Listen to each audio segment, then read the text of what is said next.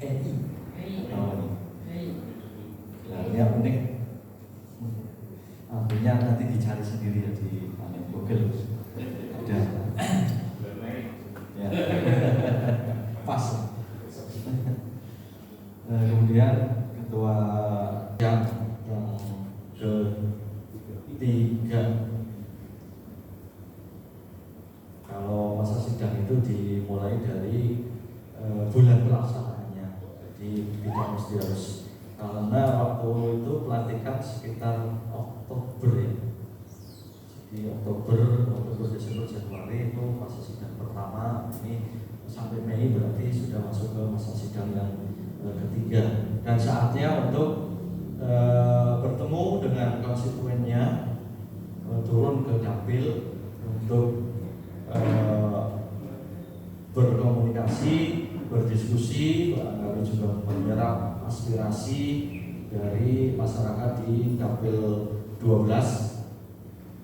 Jadi kalau provinsi itu ada 13 dapil Jawa Tengah, untuk pusat berarti ada 9 dapil. Nah, jangan bingung, untuk dapil 9 sama 12 itu sama, Kabupaten Tegal, Brebes, dan Kota Tegal. Kalau dapil yang lain beda dapil, beda daerah juga. Barangkali saya sedikit menyampaikan ya terkait dengan pasti bulan Syawal ini kita ingin mengucapkan taqabbal minkum dan arjun wal izin. Mohon maaf lahir dan batin. Barangkali selama interaksi setahun ke belakang kita dengan DPD, dengan kader, ya ada hal-hal yang barangkali nggak pas, kemudian kurang berkenan dan sebagainya. Atas nama pengurus DPD PKS Kabupaten Tegal, kita sekali lagi mengucapkan mohon maaf dan lahir dan batin. Kemudian sekilas saya sampaikan terkait ke DPD-an, karena saya ketua DPD ya. Ini kita memang diproses persiapan untuk pemilu 2024. Nanti bulan Agustus kita sudah mulai pendaftaran partai peserta pemilu. Nanti juga dilanjut dengan verifikasi parpol. Terkait dengan verifikasi parpol ya, kita kemarin sudah mempersiapkan dari mulai kepengurusan, sekretariat, kemudian KTA dan lain sebagainya. Mudah-mudahan ya bisa berjalan dengan lancar. Kita mengucapkan terima kasih atas dukungan dari Bapak Ibu sekalian terkait dengan KTA. Karena kita KTA ya alhamdulillah cukup banyak, lumayan banyak, dan kita se-Jawa Tengah berarti di posisi kedua setelah kota Semarang. Jadi ini juga proses masih tetap berjalan. Barangkali keluarga kita, monggo Mas Wildan,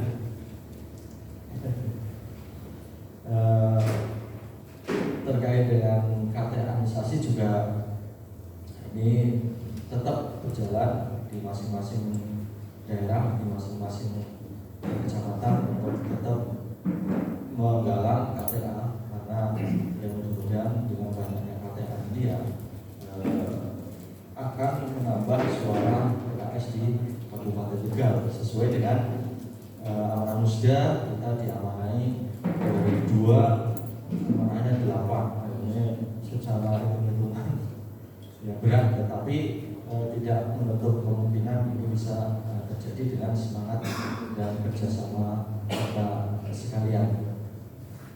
Bapak Ibu dan hadirin yang dirahmati Allah Subhanahu wa Ta'ala, mungkin itu sekilas yang bisa saya sampaikan, dan terima kasih atas kehadiran Bapak Ibu sekalian, dan kurang lebihnya kami akhiri billahi taufiq wal hidayah. Assalamualaikum warahmatullahi wabarakatuh.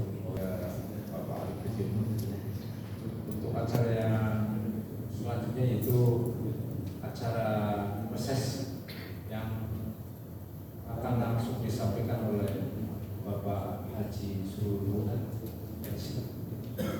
Monggo untuk waktu dan tempat kami persilakan. Assalamualaikum warahmatullahi wabarakatuh. Alhamdulillahirabbil alamin. Nahmaduhu wa nasta'inuhu wa nastaghfiruh wa na'udzu billahi min syururi anfusina wa min sayyiati a'malina. May yahdihillahu fala mudilla lahu wa may yudlil fala hadiya lahu. Asyhadu an la ilaha illallah wahdahu la syarika lahu wa asyhadu anna Muhammadan abduhu wa rasuluhu la nabiyya ba'dahu. Amma ba'd. Yang kami hormati Ketua DPD PKS Kabupaten Tegal, Bapak Arif Budiono, serta dengan seluruh jajaran pengurus DPD yang hadir, dan juga yang kami hormati segenap ketul. Alhamdulillah sore hari ini saya dan kita semua bisa berkumpul di Sekretariat DPD PKS Kabupaten Tegal. Tadi pagi saya menjalankan kegiatan dialog kebudayaan, mengundang para pekerja seni, para budayawan di Desa Kerinting, Kecamatan Bulakamba, Kabupaten Brebes.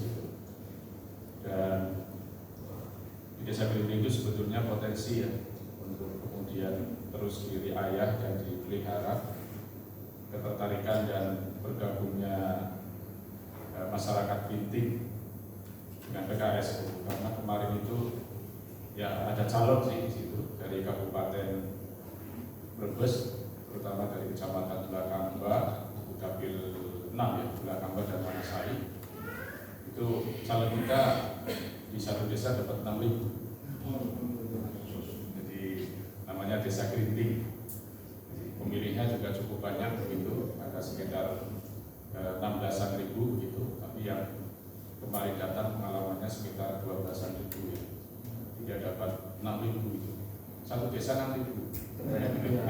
Jadi luar biasa di sana, sehingga tentunya ini menjadi catatan kami di Kabupaten Brebes agar bagaimana konstituen yang ada, karena yang dipilih itu yang dapat 6.000 kan sudah almarhum Pak Muhammad Harjo itu.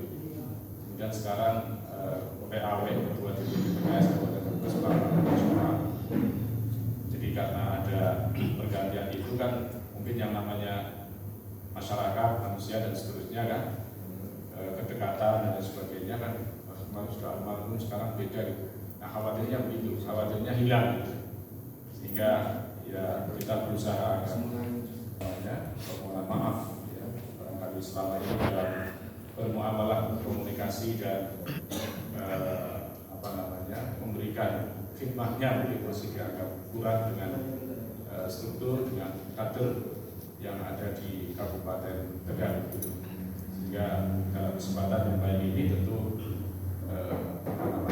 kami ingin menyampaikan permohonan maaf yang sedalam-dalamnya, dan tentunya menjadi bekal kita agar tidak terlalu baperan gitu ya, baperan karena banyak di lingkungan atau ada di lingkungan kita itu memang orang-orang yang harus selalu kita dekati, apalagi kita di partai politik, apalagi mungkin dia seorang caleg misalnya, karena orang yang menjauh saja tetap harus kita dekati.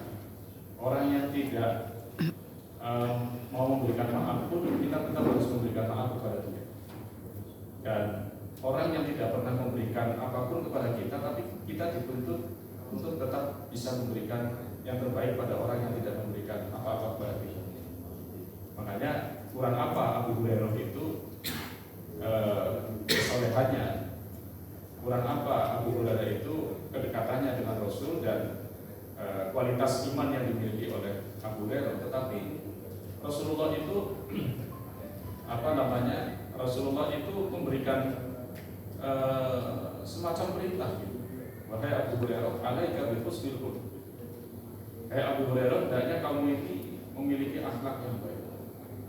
Sampai terheran-heran yang namanya sahabat Abu Hurairah itu, karena merasa dirinya sudah mungkin ya sudah menuruti apa yang diperintahkan oleh Islam, apa yang diperintahkan oleh Rasulullah.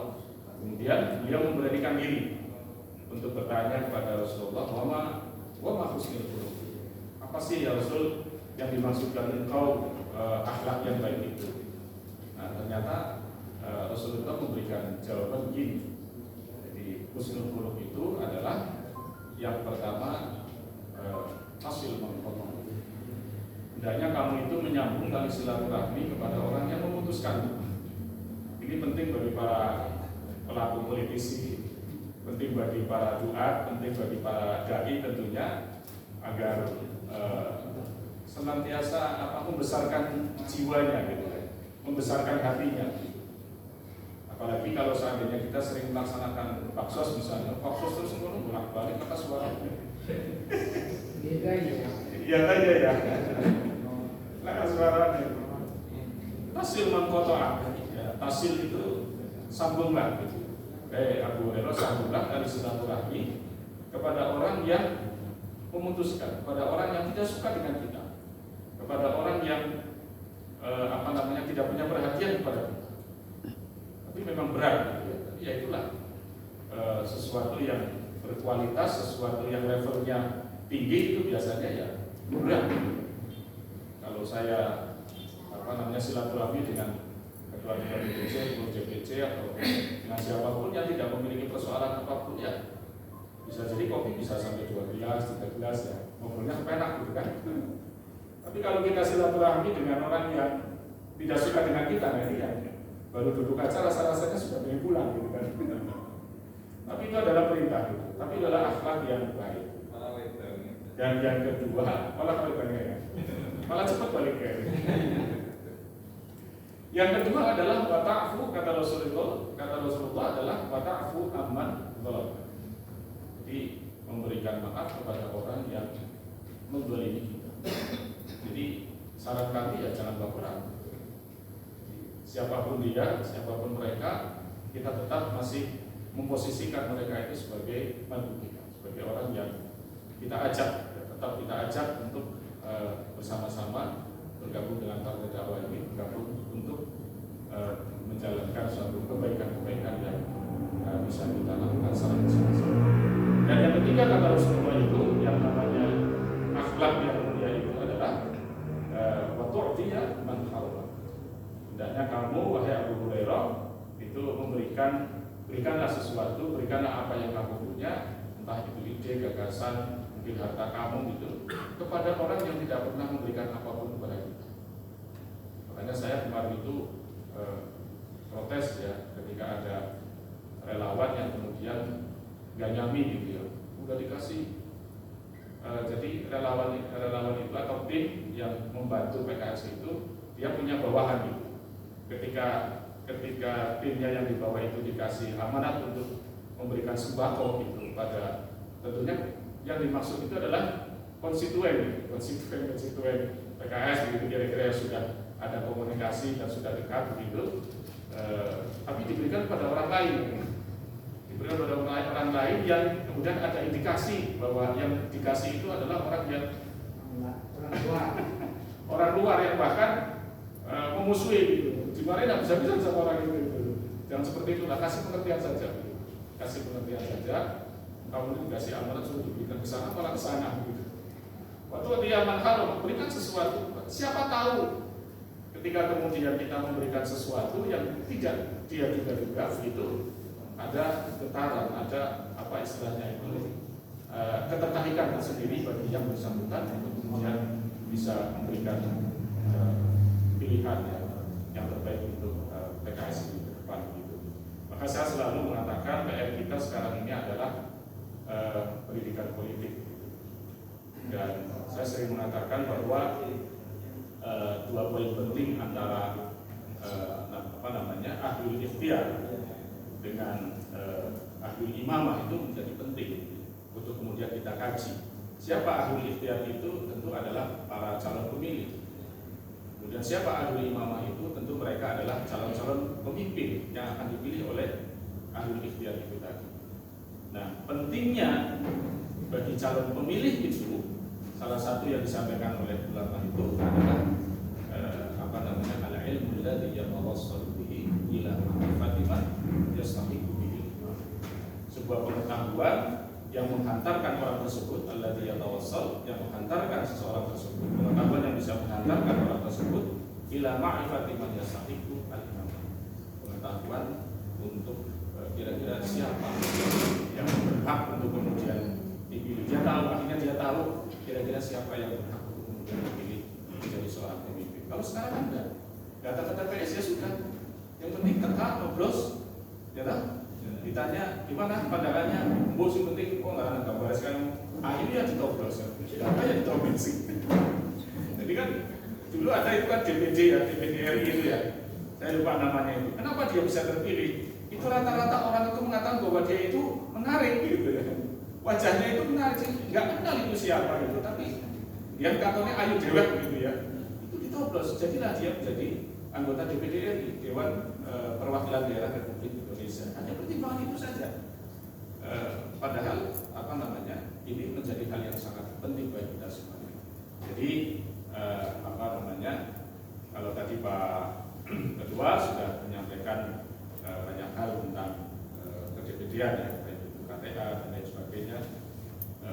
Kami di DPRD Provinsi Jawa Tengah itu ada program yang namanya peningkatan koordinasi dan komunikasi politik yang digagas oleh Kesbangpol Provinsi Jawa Tengah yang menghadirkan narasumber dari anggota Dewan yang sudah beberapa kali kita undang ya. Kalau di Kabupaten Tegal itu DPC yang terdekat kami undang. DPC yang misalnya kan saya diminta untuk menghadirkan 7 orang. Nah, DPC yang terdekat kemarin seperti di Jati Barang Brebes, terus kemudian di sini di mana ya? Pak Waryo itu, Pak Waryo itu Buturi. Pas kebetulan memang acaranya di daerah Buturi dan kita minta 7 orang yang bisa dihadirkan. Sebetulnya itu juga bisa menjadi apa namanya, bisa menjadi sarana kita untuk rekrutmen, bisa juga menjadi sarana agar kita dengan partai lain ada komunikasi begitu, menghilangkan sekat-sekat begitu ya, apa namanya, membaur ya.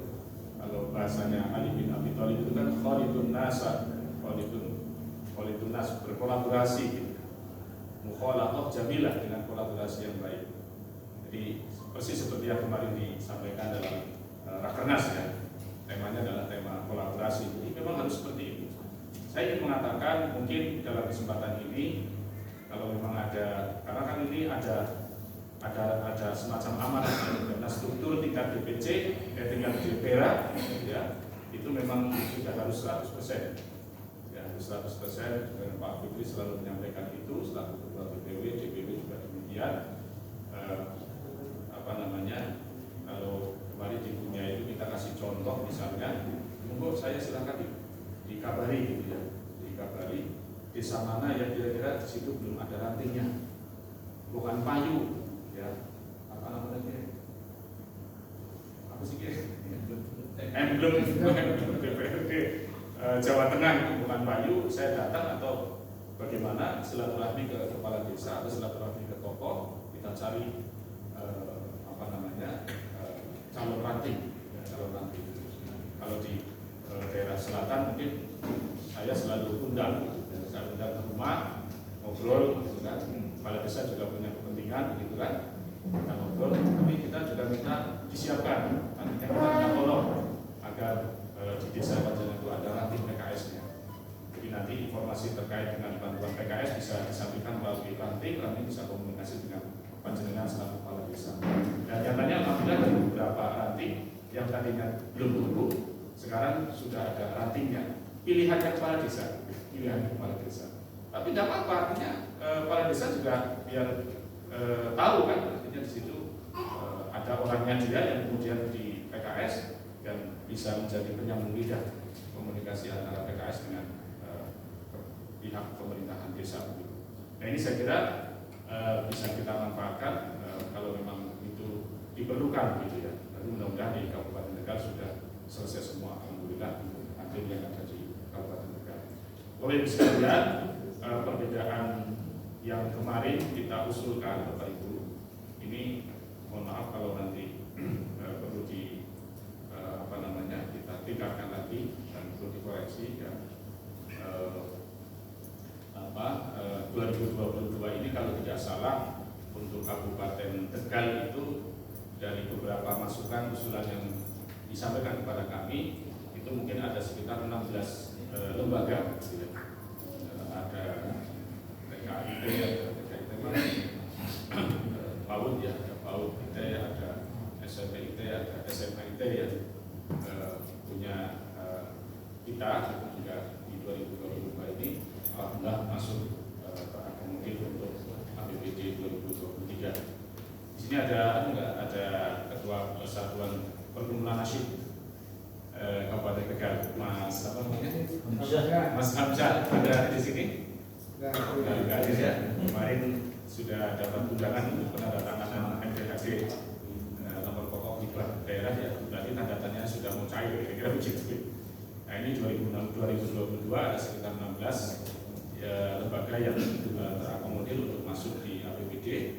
Kemudian dari bantuan keuangan pada desa itu juga kalau tidak salah ada 4 desa yang karena di situ saya akses seperti di Cawitali, saya akses di sana di balai desa, walaupun ini kabarnya belum ada lagi, kira-kira sudah sampai mana prosesnya. Tapi kalau lihat di pergubnya memang sudah muncul bantuan yang diberikan kepada pemerintah desa Cawitali. Nah, Bapak Ibu sekalian, ini tanggal 17 sampai 24 mengulang. Tapi kami menginginkan bahwa kalau toh memang ada usulan dan sebagainya, karena ini nanti tahun politik gitu ya, tahun politik ya tentu harus betul-betul proyeksinya ke depan gitu. Ya kan, artinya ketika dia bisa mengakses bantuan hibah dari provinsi, tentu yang kita inginkan dari struktur pula dia harapannya bisa membantu, kan begitu, bisa membantu PKS di 2025. Tapi kalau kemudian proyeksi politiknya kelihatannya tidak, ini ya menurut saya ini perlu dikasih pemahaman dan seterusnya. Jadi kita sama-sama membantu lah, kita juga memperjuangkan panjenengan juga selaku lembaga mungkin bisa memberikan sikap politiknya yang terbaik untuk kami di 2024. Saya kira wajar, tidak ada masalah gitu ya. Saya kira wajar selama persyaratan, selama administrasi itu terpenuhi dan sebagainya, itu saya kira tidak ada masalah. Dan kita di DPRD, artinya anggota DPRD baik pusat sampai tingkat daerah ya tentu memiliki visi misi politik bagaimana membesarkan lembaga partai yang ada, gitu kan. Saya kira wajar, ya. Saya kira wajar, tidak ada masalah begitu. Justru kalau diam-diam malah nanti direbut orang. Pernah ceritanya Ketua MPW ya, pernah bercerita. Nggak tahu apakah beliau sendiri yang menjalani atau ada ustadz lain. Jadi ustadz itu punya majelis taklim dan rutin itu majelis taklimnya sudah sekian tahun begitu. Nah, dia sebetulnya caleg tapi belum pernah ngomong bahwa dirinya itu caleg. Jadi belum pernah ngomong minta doa ataupun minta dukungan dan sebagainya. Akhirnya apa? Jamaah itu kemana-mana. Jadi suaranya itu nggak tahu kemana begitu. Ketika ditanya, "Loh, suaranya tidak ada gitu. Suara apa gitu?" Ketika ditanya, "Loh, Ustaz sendiri nggak pernah ngomong gitu." Nggak pernah menyampaikan, entah kita doa, entah apa dan sebagainya, dukungan tentunya nggak pernah ngomong. Jadi saya kira hal ini juga penting. Kita terbiasa untuk menyampaikan itu sesuai dengan situasi dan kondisi kita masing-masing di lapangan. Jadi kita mendoakan masyarakat juga paham. Ya, namanya juga politik begitu. Apa yang sudah kita berikan kita ceritakan, kita sampaikan bagaimana perjuangan dari awal sampai akhir dan seterusnya kita sampaikan, dan masalah. Nyatanya mereka juga senang. Nyatanya mereka juga menerima apa yang kita ceritakan.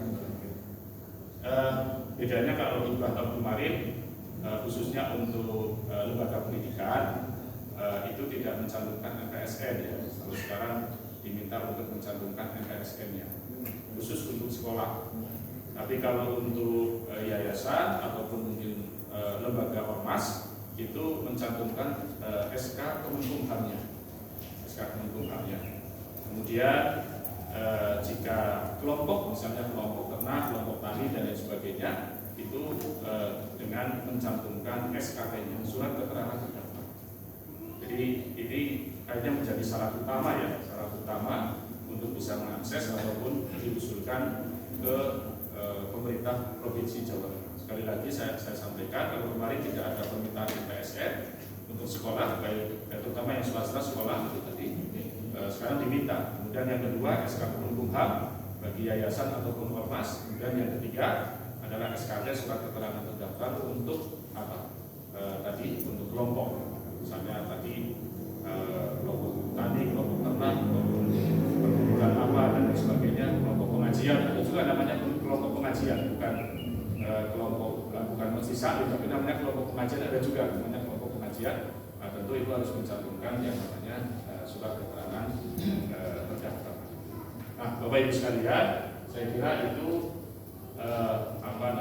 hal yang perlu kami sampaikan, dan sebetulnya sudah kelewat ini. Kami minta kemarin tanggal 15, tapi ini masih ada dispensasi lah, akan sampai besok tanggal 20. Jika memang ada hal yang perlu disampaikan dan diusulkan oleh komisi, kami mungkin bisa memberikan toleransi waktu sampai besok tanggal 20. Hanya mencantumkan nama pengusul, lalu kemudian nomor HP yang bisa dihubungi, kemudian nama lembaganya, lalu kemudian usulan kegiatannya itu untuk apa, gitu. Lalu kemudian alamatnya di mana, RT RW-nya atau dukuhnya, kemudian desa, kecamatan dan kabupaten. Kemudian kalau lembaga pendidikan harus disertakan entah itu SKT-nya, entah itu surat keputusan dari Kemenkumham atau FSN yang dimiliki oleh sekolah tersebut. Saya kira itu hal yang perlu kami sampaikan. Nanti mungkin lebih banyak kalau memang ada diskusi dan pertanyaan dari Bapak Ibu sekalian, tentu lebih memperkaya pertemuan kita pada kesempatan sore hari ini. Terima kasih. Assalamualaikum warahmatullahi wabarakatuh. Assalamualaikum warahmatullahi wabarakatuh. Yang saya hormati anggota kita dari seluruh kami dari Dapil 1 Kecamatan Sari, nama tidak kenal tapi sudah suruh dulu. Saya harus mengenalkan. Nama saya dua, Pak. Satu atas nama asli, KTP-nya Burhaini, tapi dipanggil Ustaz Subur. Langsung baru-baru ini kami dengan Ustaz Arif Brilia masih.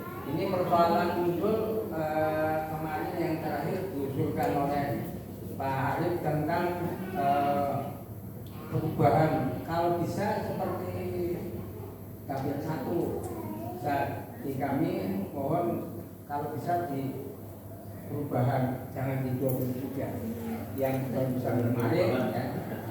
Ini tentang musola. Di sana yang kemarin waktu rapat ada Pak Arif sudah dikatakan miring oleh lingkungan, tetapi alhamdulillah dengan dengan ya bukan miring waktok ya. Kalau Rodin waktok paham, toak. Nah ini miringnya bukan itu. Artinya konstituen di situ memang awalnya sedikit. Kemarin Pak Arif rame mau berantem itu kemarin. 3 hari ini dari ranting PDI juga tempatnya di situ. Itu kemarin mau berantem. Di Welehna, bahasa Pak Surut di Welehna apa ya Pak? Ya, di Welehna sama yang Ustaz Rodin. Mana orang PDI dan sing bantu orang PKS rame lagi Pak. Nah itu makanya kami juga datang paginya setelah disuruh Pak Arif coba hubungi. Nah ini makanya kaitannya tadi pesannya walaupun tidak terlalu lama, simpel saja Pak Surun. Kami minta lembaga di tempat ibadah kami ada mau peningkatan, karena kalau ibadah itu kehujanan ya, bisa hujan-hujanan. Nah ini mohon kalau Pak Arif sudah mengingatkan insya Allah perubahan jalan. Nah ini moga-moga dengan lisan sekarang, bukan lisan yang ada, moga-moga juga jangan 23 perubahan, karena setiap 5 tahun insya Allah di situ ada perkembangan terus. Apalagi kemarin di situ kalau kita mitra kerjanya baru saja meninggal Pak Jainuddin. Nah, termasuk mungkin katanya Pak Turun ini meninggal, makanya biar suaranya kembalikan. Ya. Oh gitu ya, sudah lama. Artinya untuk yang 2 tahun ke depan supaya jangan hilang. Termasuk mungkin Pak Surut didonatkan supaya jangan yang dijampil provinsi satu periode biasanya buka-buka Pak Surut masih terus yang 2024 juga masuk lagi. Boleh jaluk enak. Itu dulu Pak. Jadi kami minta perubahan kalau ada, saya titik lewat Pak Arif kemarin sudah kalau bisa diubah tentang musola. Kemudian kami baru menanyakan ke pembawa acara Pak Surut di komisi A apa komisi apa ya? Ya. Tadi ada yang komisi A, ada yang komisi 12, belum jelas kan? Ya, bisa. Ya, jadi mohon itu dulu Pak, nanti bisa karena ini mungkin ada yang bertanya lagi barangkali Pak Kevin diwasai Pak Suburto. Kami nanti barangkali ada waktu kami berbicara. Terima kasih. Mohon maaf kurang lebihnya semuanya. Dan sekali lagi 2024 buka-buka Pak Surut masuk lagi. Kalau yang sudah tampil 9 atau 12 itu kan satu mudun. Nah ini buka-buka enggak, kalau kami ini kan sampai 2 kali dari sana. Buka-buka jejak kami itu diturunan Pak Surut. Ya takbir untuk Pak Surut. Assalamualaikum warahmatullahi wabarakatuh. Terima kasih Pak, diingatkan Pak Ustadz Subur ya.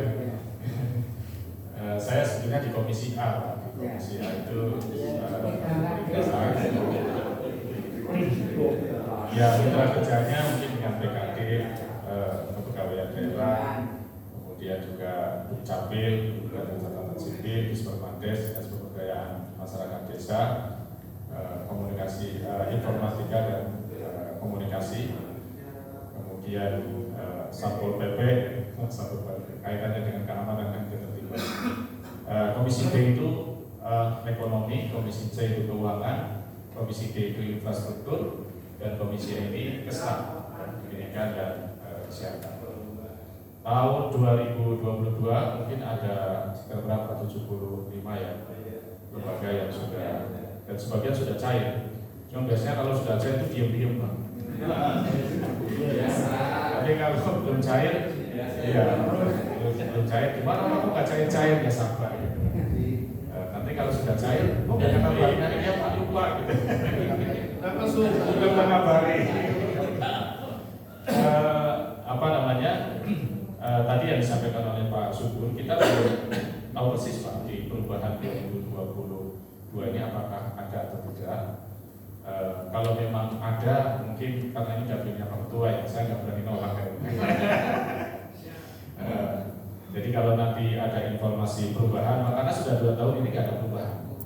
2021 tidak ada, 2020 nggak ada, 2021 nggak ada. Tidak tahu kita di 2022 ini karena informasinya kan kita sudah di normal Pak. Jadi APBD juga untuk penanganan COVID itu tidak terlalu banyak. Kalau kemarin sampai 2,3 triliun ya yang diperuntukkan untuk penanganan COVID di Jawa Tengah, sehingga harus ada refocusing, potong ini, potong itu dan sebagainya. Akhirnya kemudian tidak ada perubahan. Kalau ada perubahan, insya Allah nanti kita akan sampaikan. Kaitannya dengan 23 Pak. 23 itu sebenarnya kami dari dulu memang kami ingin pemerataan.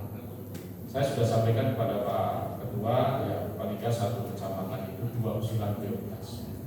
Jadi kalau di Kabupaten Tegal itu ada 18 kecamatan, berarti sudah ada 36 kecamatan, 36 usulan. Kemudian di Kabupaten Brebes itu ada 17 kecamatan, kalau kali 2 ya ada 34, ditambah dengan 36, itu sudah berapa Pak? Sudah 72, ditambah dengan Kota Tegal, itu 4 kali 2, 8, 76 kali ditambah 8, itu dari sekitar 84 usulan. Yang itu kami sebetulnya intinya adalah yang prioritas, paling prioritas. Monggo, artinya itu digodok oleh teman-teman yang ada di DPC, DPD dan seterusnya. Tentu adalah seperti yang tadi kita sampaikan, karena kepentingan politik kita di 2024 tentu menjadi menyumbang atau menjadi endorse ya untuk suara kita di tahun 2024 nanti. Jadi teknisnya tadi seperti yang sudah saya sampaikan. Apakah masjid itu sudah punya SKT, Pak? Sudah ada? Oh, kalau belum ada segera Pak. Iya. Karena itu menjadi persyaratan utamanya, gitu ya. Surat keterangan terdaftar dari Kemenang Kabupaten. Jadi kalau lembaga keagamaan itu SKT-nya dari Kemenang Kabupaten. Kalau pertanian ya silakan minta ke Dinas Pertanian SKT. Kalau peternakan silakan minta SKT-nya ke peternakan dan seterusnya. Nah, saya kira tadi pertanyaannya itu dong ya Pak ya. Intinya perubahan kan? Intinya perubahan. Iya. Kita sama-sama menunggu nggak apa-apa ya Pak Sugeng ya. Nggak apa-apa. Kita sama-sama menunggu, bahkan ini perubahan belum ada slot Pak, belum ada yang musul gitu. Karena 2 tahun tidak ada perubahan. Jadi termasuk yang baru mengusulkan itu Pak Sugeng ya. Kalau memang ada perubahan, berarti usul apa namanya Pak? Masih apa? Betul lagi.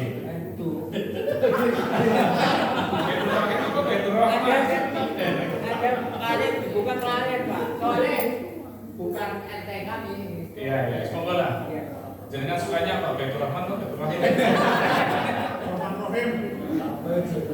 Saya kira itu jawabannya Pak ya. Yang penting apa yang saya sampaikan ini singkat, tapi mudah-mudahan bisa dipahami oleh kita semuanya. Dan kita kasih kesempatan waktu sampai besok. Kalau besok sudah tidak ya, artinya jangan salahkan saya. Atau dari dulu juga saya sudah menyampaikan lama, 2 bulan, 3 bulan gitu ya. Tapi pada kenyataannya memang karena kesibukan dan sebagainya. Jadi tolong jangan salahkan saya Pak. Siapa? Kalau misalnya sampai hari yang ditentukan kemudian belum masuk, tolong jangan salahkan saya. Karena memang info itu sudah disampaikan baik ke Kabupaten Tegal, Kabupaten Brebes dan Kota Tegal. Ada Kota Tegal kan cilik siapa ya? Jadi kan Bukit wilayahnya Anjok ya. Bukit Anjok, jadi usulannya kayaknya agak cepat lah. Yang terakhir Rayuan itu saya ingat itu yang Baitul apa namanya? Al-Hidayah.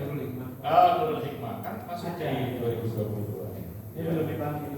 Ya kan, ini kadang begini, kadang informasi yang disampaikan oleh dinas atau kadang informasi disampaikan oleh Kesra itu kan sepotong-sepotong. Seperti kemarin sempat gaduh.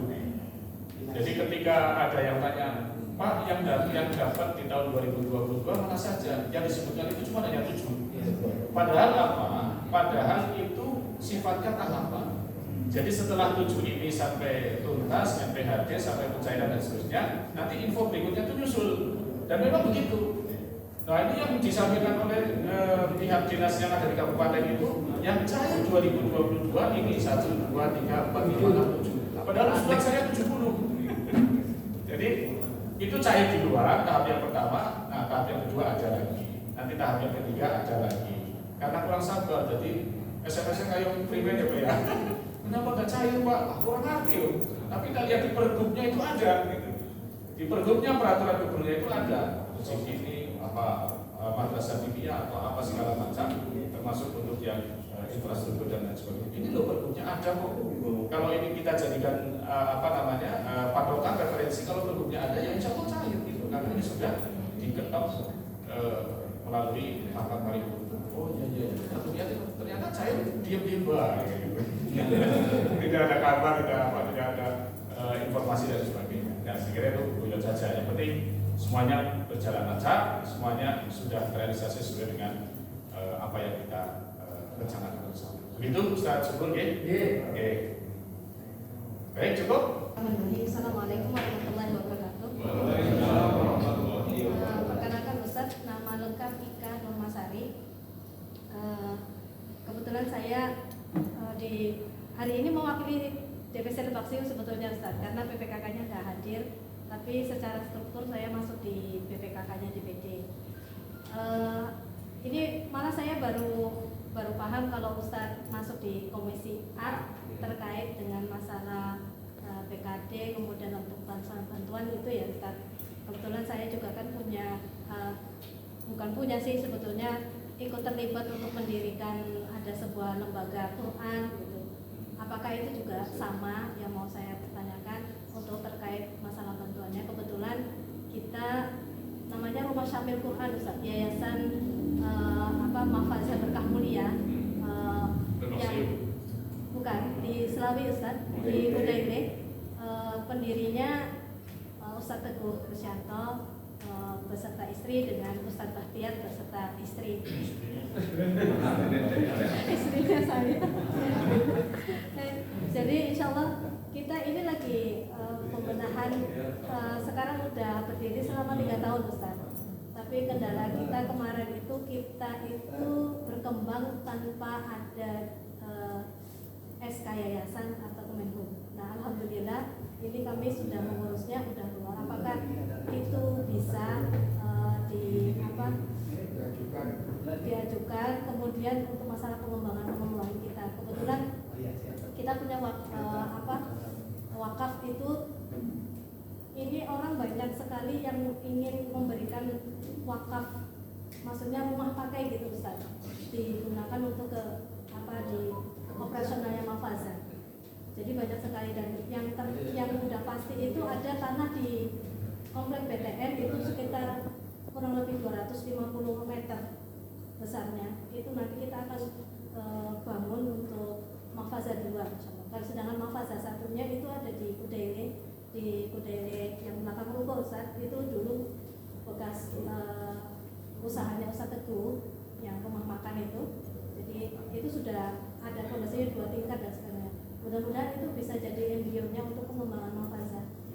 Saya sih kepinginnya itu karena rumah itu kan identiknya dengan di pojokan, masuk gang, sempit, kecil gitu ya. Maksudnya mau jadi semacam kayak gedung gitu Ustaz, bahasanya. Jadi orang yang mau belajar Quran, mau tahsin, mau hafalan, apa sebagainya, membayangkan kayak dulu di Jakarta pernah ada sebuah lembaga yang besar gitu.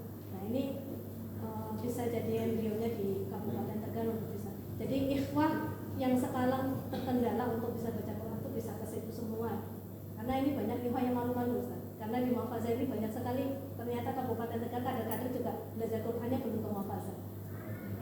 Oke, Ustaz, semangatnya seperti itu supaya kadang-kadang semua baca Qurannya bisa. Assalamualaikum warahmatullahi wabarakatuh. Dari pertanyaannya begini, jadi kalau usulan itu atas nama yayasan itu tidak bisa digunakan untuk pembangunan fisik, hanya bisa digunakan untuk workshop misalnya, pelatihan, training dan sebagainya. Kalau usulannya itu atas nama yayasan, seperti kemarin di Bunyayu itu ada yayasan Lokatara. Yayasan Lokatara itu bergerak di bidang penanganan anak-anak berkebutuhan khusus. Jadi kemarin sudah realisasi dan memang arahan dari dinas terkait dalam hal ini adalah Pak Kesbangpol, di Badan Kesbangpol. Kalau yayasan itu nanti masuknya ke Badan Kesbangpol itu tidak bisa digunakan untuk pembangunan fisik, tetapi digunakan untuk kegiatan seperti tadi workshop ataupun training, pelatihan, kemudian untuk operasional penanganan anak-anak berkebutuhan khusus terkait dengan yayasan Lokatara itu. Tapi kalau yang diajukan itu atas nama lembaganya, lembaga Quran Syamil misalnya, itu bisa diperuntukkan untuk sarana dan prasarana. Itu. Jadi beda ya, kalau yayasan itu tidak bisa beli barang, ya, tidak bisa beli barang, tetapi hanya bisa digunakan untuk kegiatan workshop dan sebagainya. Tapi kalau yang diajukan itu atas namanya lembaganya, misalnya lembaga Qurannya tadi, kan itu juga sudah ada SK Kemenkumhamnya kan. Nah itu bisa diajukan dan kemudian peruntukannya bisa dipakai untuk sarana dan prasarana yang lain. Jadi termasuk untuk pembangunan gedungnya. Jadi kalau pembangunan gedung itu ya usulannya bukan yayasan, tetapi usulannya menggunakan lembaganya. Jadi seperti kayak PAUD gitu kan.